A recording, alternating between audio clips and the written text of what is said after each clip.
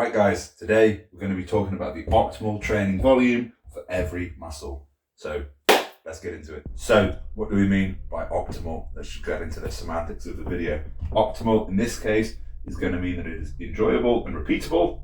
It gives us enough stimulus and it gives us a recoverable amount of volume. So we like doing it. It gives us enough to grow from and it's not too much, so we can also recover from it. So before we go, we break down each muscle, the amount of sets, reps, how often we can train it, and how often we need to deload it. I'm just going to say these are averages, not absolutes, and these are evidence-informed ranges based on the current literature we have at the time, the science, and my interpretation thereof. So don't shoot me. This isn't an absolute. These are the averages. These are evidence-informed ranges based on the science that we have. Right. So the first muscle we're going to be talking about is the chest, and the rep ranges we're going to have are going to be for isolation and compound exercises, the weekly sets, the total amount of sets we're going to do on this muscle in a week, and the weekly frequency, how many times we're going to train. So if the frequency is twice a week and the weekly sets is 20, for example, that would be 10 sets per session. 2 sessions per week would give us a weekly set total of 20. So we've got that all out of the way. Let's start filling in the numbers. For our chest, for our compound movements, we're going to be looking at a rep range of 6 to 10. This is going to err on the heavier side, considering our chest is more biased to those fast twitch fibers. This is going to get us more of those presses, and the sorts of compound exercises we have for chest are benching and dips, any form of those movement patterns, whether it's incline, decline. Different machines for pressing can sometimes be in an arcing way, but they are usually compounds, so your presses and your dips. And then in terms of our isolation, we're going to be looking at that 10 to 15 rep range. So obviously we're isolating our chest, we want a little bit more control, a bit more bracing, we're going to go a little bit lighter, and this still works that chest really nicely. Isolation exercise for the chest, we're going to be looking at things like flies and pullovers, but there is some isolation chest machines that don't fall into that category, but if you're lucky enough to have those, get using them. Frequency for the chest, we're going to say is twice a week. I think twice a week for chest is plenty. 3 times a week is definitely overkill, and once is definitely too little, so chest falls quite nicely at that 2 times. And then in terms of weekly sets, because this is our fast twitch, we're going to be looking at around that 12 weekly set range. Obviously, I said these are averages, so you can go a little bit higher than 12, you can go a little bit lower than 12, but 12 is the spot where I'd put chest at for the weekly number of sets that we need. So that's the chest. Moving on to the back, obviously we're going to be doing a mix of vertical pulls, horizontal pulls, plenty of different movements there are for our back, but we're going to be looking at a frequency of 2 to 3 sessions on our back. This is up to personal preference and how you can get that total amount of weekly set, whether you want to do more smaller sessions or more bigger sessions, so 2 big ones or 3 little ones. And the total frequency, the amount of weekly sets, the total volume, I'd say we're going to be looking at about that 15 weekly set range. This is perfect. The back can recover a lot more than our chest. We can get a lot more done with our back. There's a lot more exercises to do, so there's a lot more to choose. And if we start throwing in our rear delts in there as well, when we include that in our back training, there's definitely plenty of variety. In terms of isolation and compounds, we're going to be sticking to 6 to 12 on each. I don't think there's any need to go and overcomplicate things. The isolation exercises for the back, things like lat prayers, machines with the swoop where you'll just be hitting a lat, or a face pull, or a rear delt isolation exercise. These sort of smaller movements for individual muscles on the back. You definitely don't need to be playing around with light weights. The back is a big enough muscle, it's got plenty of support for all those movements. And the heavy weights as well, we can go to that heavier end for those compounds down to that 6 rep range, get some really heavy bent over rows in there, heavy landmine rows, T-bar rows, heavy lat pull downs.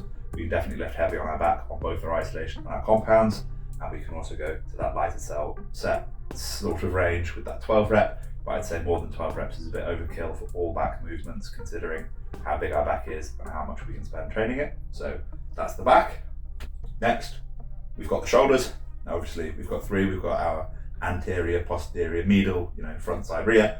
And when we do our pressing and we do our chest work, we're going to be hitting those front delts, but we're not going to count that towards our weekly volume for the front delt. When we hit our back, our rows, our pulls, we'll be hitting those rear delts a little bit, but we're not going to count that towards the total volume either.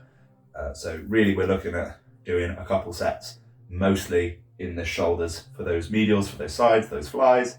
And then if we do decide to do any work, we're definitely going to be looking at doing work for our rear delts and not doing any work for our front delts because they're already getting smashed, plenty of overlap.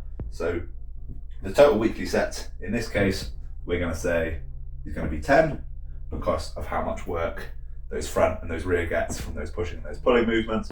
So really we'll be looking at doing 10 sets with a majority, maybe 80%, and 8 of those 10 sets being on the lateral side of things, the medial delt, the side delt, and then the rest being on those rear delts because we can't neglect them. The frequency, I'd say this is that 2 to 3. If we're doing 2 sessions where we hit the sides, we're doing 1 session where we hit the rear, or we're doing 3 sessions where we hit the sides and 1 where we hit the rear, but it also kind of counts in the same number of frequency. That's the way I'd look at doing it. Maybe do some side shoulder work with your pushing movements and some rear shoulder work with your pulling movements. So on a push day, you'll do some laterals, and on a pull day, you'll do some rear delts. In terms of isolation, in compound exercises, the rep range for these isolation, we're going to be working best at 8 to 15. And if we decide to do compounds, I'd say we're looking at 8 to 12. So compound shoulder exercises, we are going to be really looking at overhead pressing. And if we're already doing so much pressing in our workouts already, overhead pressing might be overkill. If you've got really underdeveloped front delts, which like nobody has, maybe you do overhead pressing. If you really love overhead pressing, maybe you do overhead pressing, but a lot of the times it just seems overkill, like overdoing those front delts. So in most people's cases, shoulder training is going to be purely isolation work. So we're looking at things like flies, raises, lateral raises, lateral flies, whatever you want to call them, rear delt flies. That's pretty much all the work you get done for your shoulders. Frequency, yeah, that's there for the shoulders. Next up, going to look at some of that lower body. Look at those quads. These are a big movement, big muscles, big movements, big muscles. How many weekly sets can we do in our quads? This is going to be up to you, and this is the first time I'm going to give us a range, 12 to 20. It depends entirely on how well your quads recover.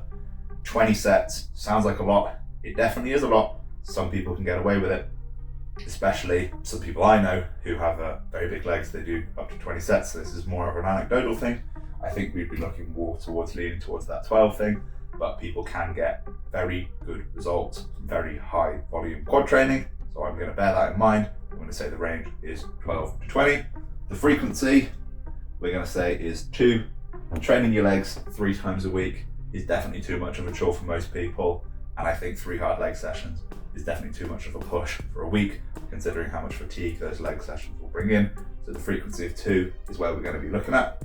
In terms of our compounds, we're going to be looking at that 6 to 12 range, and we're going to be putting a bias on going as heavy as we can on those compounds, because big legs do require big lifts. Obviously we have our knee extension, which is the job of the quad, to just doing those isolation exercises like those leg extensions. And in the case of those isolation exercises like those leg extensions, I'd say that 15 to 20 rep range is ideal. We want to get a nice big set on those extensions. Whereas when we do our compounds for quads especially, we want to go slightly heavier on things like our squats and our hack squats. If we're doing leg press for our quads and we're not doing leg press for like all of our legs, we're doing a quad emphasized leg press, we still want to be going heavy. If we're doing stuff like lunges, split squats, Bulgarian split squats, we still want to be going heavy enough to stimulate that growth. So that 6 to 12 rep range for those compounds is ideal. Next up, we're going to be talking about them hams, those hamstrings. We're going to be training our legs twice a week. So the frequency just always seems to work out. If we're doing 2 lots of quads a week, we're doing 2 lots of hammies a week. And we can do 1 leg day where we're quad focused, 1 leg day where we're hammy focused, but we're doing 2 of each. In terms of those weekly sets, those hamstrings do take a little more battering than those quads. So we said quads 12 to 20. Ideally we wanted 12 for those quads. For those hamstrings, we're just going to set it as 10, because when we do our hamstrings, we want to do them properly. we want to do compound exercises, we want to do hinging exercises, we want to do big boy exercises. Obviously, we've got 2 rolls, we've got knee flexion, we've got hip extension. So when we do that hip extension, we're going to be doing hinges, or obviously we're going to be doing something like an RDL or a deadlift, which is a big movement. It's heavy, it's actually loading, so those sets need to come down a bit. And then when we're doing that knee flexion, like seated leg curls or lying leg curls, that's a little bit more fluffy, so we can pad out the rest of the work with those. So in terms of those isolation exercises, those seated or those lying hamstring curls, however you choose, 12 to 15 reps is going to be ideal for these hammies. We're going to get nice big hamstrings. We're not going to go too heavy on those because it's quite hard to control. We want nice form, we want good isolation, we want good bracing. We want to focus on those hamstrings and not swinging things around and throwing our glutes into the mix. And then when it comes to doing those compounds, we are going to be heavy. We're going to be 6 to 10. We're going to be trying to get to that lower end. We're going to be trying to get to that heavier end. Obviously, these are big, actually loading movements, hinges, compounds, that hip extension for those RDLs, that sort of thing. We do want to go heavy. We do want to build them up progressively over time, bigger and bigger and bigger, because of how much it will contribute to not only the size of our hamstrings, but our whole posterior chain and that look and that thickness in that back that we're after, that we're trying to build. Next up, we've been talking about the legs. We'll move on to the big one, the glutes, our gluteus maximus. The frequency, again, because we've done 2 lots of quads, we've done 2 lots of hams, we're going to do 2 lots of glutes. Not many guys I know train their glutes. To be fair, when we're doing hinges, we're doing those deadlifts, we're doing those RDLs, we can count that towards those weekly sets for our glutes. So obviously, if we're doing, 6 sets of deadlifts and hinges, we want 12 weekly sets on our glutes. We can take this off quite easily. So now we only need to do 6 sets for our glutes. What are we going to be doing? Isolation or compound exercises for our glutes? Well, mainly we're going to be looking at doing thrusts, obviously emphasis on hip extension. So we're looking at bridges and thrusts, which are compound exercises, which are heavy exercises. And if we do have ourselves isolation exercises in our gym, if we're lucky enough to, for our glutes, we're going to go slightly lighter, that 12 to 15 for those isolations, 6 to 12 for those compounds. Would I count adductor and abductor work as glutes? No, adductors are a completely separate muscle. We can look at training those. I'll put those up maybe, or I'll just briefly say adductors we can train maybe 6 sets a week, but they do get battered in our squats, in our pressing of our legs. So there's a bit of an overlap, so we don't really need to do overkill.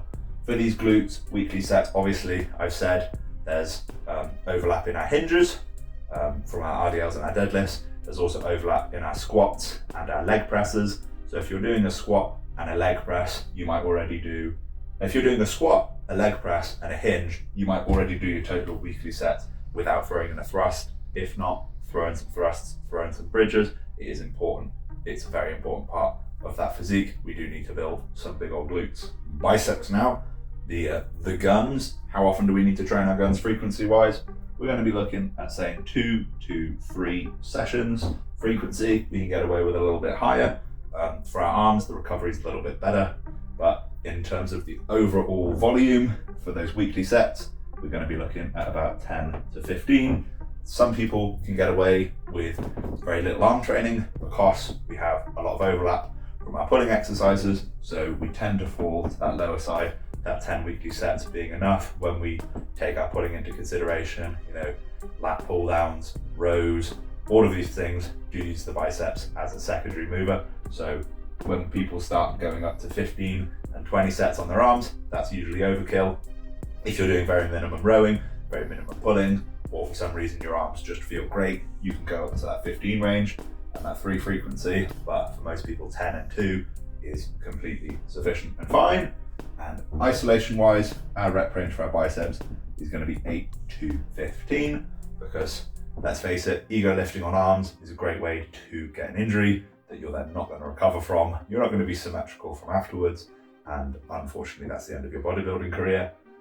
We need to actually isolate our biceps, squeeze them, flex them, train them properly. So ego lifting's out the window for biceps. Lifting too heavy doesn't really work. And then going beyond that 15 reps is just cardio. It is just flapping around. So that 8 to 15 is where we go for those biceps.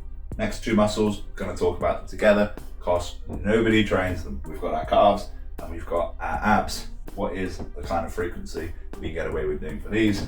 That is going to be 3 times a week. We can do our calves 3 times, we can do our abs 3 times. That means 3 times of each, not 3 times of both together. So we can do 3 ab sessions, we can do 3 calf sessions. Nobody really trains their calves. There's not much point doing seated calf raises with that bent leg. That's going to be training our soleus. Nobody can see that, nobody cares about that. All of our calf work should be with that straight leg. So think donkey kicks and those little presses on that leg Smith machine or the leg press. But in terms of the rep ranges for both, we're going to be looking at that 10 to 20. We can get quite a few reps done on those calves before we really actually feel anything. Same way with ab work, we can get quite a few reps before we feel anything. Obviously we can go heavy on our abs. People always say you train your abs, you'll just thicken your waist. Maybe that's the case if it's your obliques, but if you really want the deep 6-pack, defined core, serratus muscles, all the rest of it, V-taper, a little bit of extra muscle will make all the difference, especially at higher body fats. And then in terms of the weekly sets, we could be getting right the way up. We could be going all the way up to 20 on either. I'm going to say 15 to 20 is plenty, considering there's so many different exercises we can do for the abs. There isn't that many exercises we can do for the calves. Some gyms have no calf machines at all, so all you're really got access to is donkey kicks and then doing calf raises on a leg press or calf raises on a true squat or something like that. So not a lot of options for calves in some gyms, not a lot of options, good ab equipment in most gyms. So most people's ab work is just going to be whatever bodyweight exercises they enjoy the most, and then a lot of people will just do cable crunches for their abs. Completely sufficient. Some people don't train them at all. Where it goes in terms of building the physique, obviously we do need to build our calves. That's an important part of our legs, so we can't really skip our calf work. And then the whole thicken your waist things with the abs. Yeah, maybe you don't need to train your abs super duper heavy, but we do still need to get them to get that nice definition, to get that deep 6-pack that we're after. So what we can see from the meta-analyses that we have is a dose-response relationship between volume and frequency, where we see good response at 10 total weekly sets on most muscles and diminishing returns past 20 total sets on muscles. So that's where the literature goes on the meta-analyses side of things. And then in terms of the frequency, we see a response at 1, we see an improved response at 2, we see diminishing from 3 and onwards. So we have those, we can put those in our pocket, we can set that as the range, but then it seems like between 10 and 20, there's quite a lot of variety. There's quite a big variable between doing 10 total sets of something and 20 total sets of something. That's almost, whether we do twice as much, essentially. There's a 100% difference. There's a doubling of these. Or same way, if we do 1 lot of frequency versus 3, there's a massive difference. So would we say, oh, it would be easier to err on the side of caution and just cut off in the middle and do 15, and then we know that we're not doing too much, we're not doing too little, and just do 2, and that way we know we're not doing too much, we're not doing too little, and we feel like we're sort of in this safe range of the medium? Or would it make more sense to look at the muscles as a whole and the amount of fatigue they generate and the sort of density they have in terms of fast twitch and slow twitch fibers, and say, well, obviously the fast twitch fibers should come towards this 10 and they should come towards this 1, and the slower twitch fibers, we should come towards that 20 and we should look towards that 2 to 3. I think that's a bit more sensible. I think that takes what we know about 2 different things, interprets them together, combines them, says, we'll train those big pressing, heavy, fast twitch fibers, chest, triceps, we'll train those 10, 1 or 2 times, and then those slower, fast recovering, smaller muscles, abs, calves, we'll train those more frequently, we'll do more sets of those, and then things like back and legs that are in that mid-range will go somewhere, which we're comfortable with, that we feel that we recover from well, around that 15 mark, about 2 to 3 times. Does that seem like the best way to interpret it? For me, it seems like we take what we know from the meta-analyses, we have those ranges, and then we take what we know from the way the muscles work and the way our muscles feel and the way we recover and we make progress, and we just go towards those ranges, but we don't go out of those ranges, so we don't do more than 20, we don't do less than 10, but 10 does seem like plenty for most things. You could definitely get away with doing 2 times frequency, 10 total sets on all muscles, and make loads and loads and loads of progress. And then in terms of reps, we've seen that between 5 and 30 reps is enough for hypertrophy. So I know that I said that 10 to 20 was a bit of variability, a bit of range. 5 to 30 seems like a lot more variability, whether you do 5 reps or 30 reps or something. That is quite a lot. And we've also seen hypertrophy in sets that go far beyond 30 reps. But we notice there's a commonality in these things, close to failure. That is what we need to get out of those sets. 5 reps, if it's close to failure, will get you progress. 30 reps, if it's close to failure, will get you progress. And when we say close to failure, with like RIR and RPE, it's quite hard to measure how many reps you have in reserve, how hard it feels. That's sort of a vibe thing. So if you actually just, instead of go close to failure and you go to failure, you move those weights until those weights don't work, then you know if you get 5 reps, you fail the 6th, that's 5 reps, that is at failure. That is going to get you muscles, that is going to get you growth. If you do 20 reps, you fail the 21st, that's going to get you growth, that's got you to close to failure or to failure, you're going to make progress. So when we start throwing in the close to failure, this is where I think we need to look at doing less reps. Because when we say close to failure and we do 5 reps and we say it's close to failure and we rack it, we don't know if we could have got a 6th or not, but if we were close to failure, we're only 1 rep away from the amount we could have been in if we could get 6 but we couldn't get 7, for example. So we're RIR1. But whereas if we do 28 reps and we say, oh yeah, that's me done, that's close to failure, the difference between 28 reps in a set and 29 reps in a set is pretty marginal. That's like a tiny amount. It's way less of a difference than 5 reps and 6 reps is. That's adding a whole 20% extra volume to the set, whereas going from 28 to 29 is only adding like 3% or something like that. Don't shoot me, 3 point something.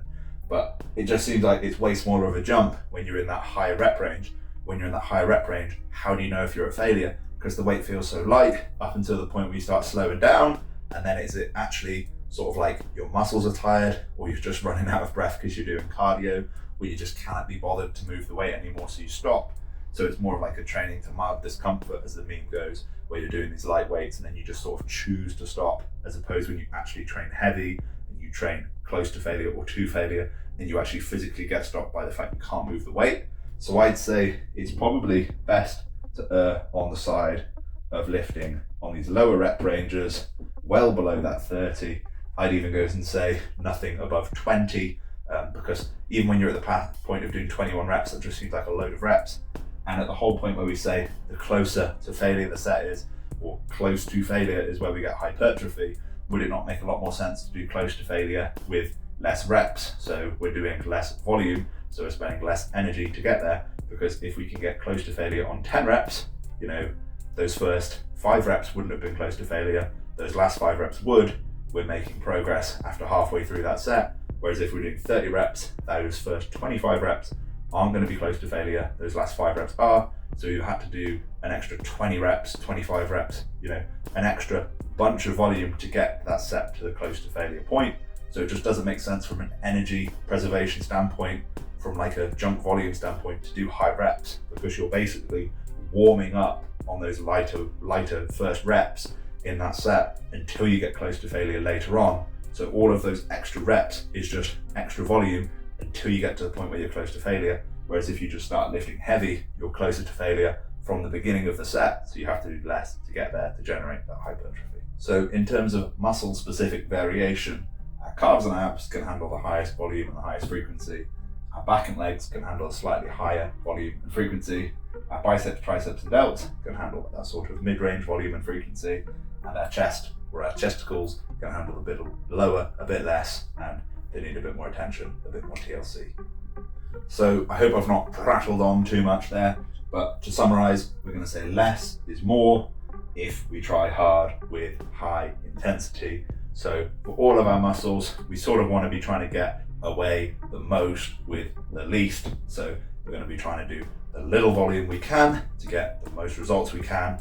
And then if we don't get the results we want, we're not going to be looking at trying any harder, because we're already trying as hard as we can. So that's the point where we look at increasing the volume and the frequency. So we'll start from the lowest point possible that we can, We'll see if we can recover from there. If we can't, we strip back. If we do, and we make loads of progress, don't fix it if it ain't broke. If we do, and we don't make progress, we can look at adding a little bit more.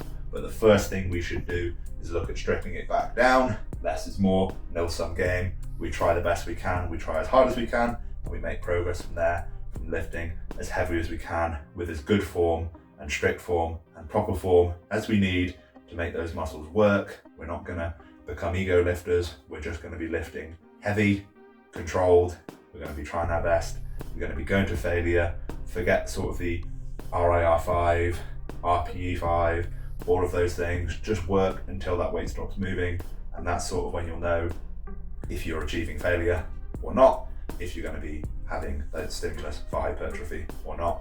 So that's where we'll leave it. Less is more if we try hard with high intensity. Those ranges I give for the sets, the total sets per muscle group, per week stand, the frequency stands, the reps we need for those isolations, those compounds, the total weekly set, that all stands. But this is where we will leave it. Less is more. Thank you guys for watching. You can like, comment, subscribe. You can let me know your opinions. Let me know how many sets you do per body part per week. Let me know if you've got away with doing more than I've suggested or less than I've suggested. Or if you think I'm completely wrong, let me know down below. Let me know why. I'll cite all of the studies that I've used to come up with these numbers. So I've not just pulled those numbers out of thin air. But for now, we'll leave it there. Thank you very much, guys.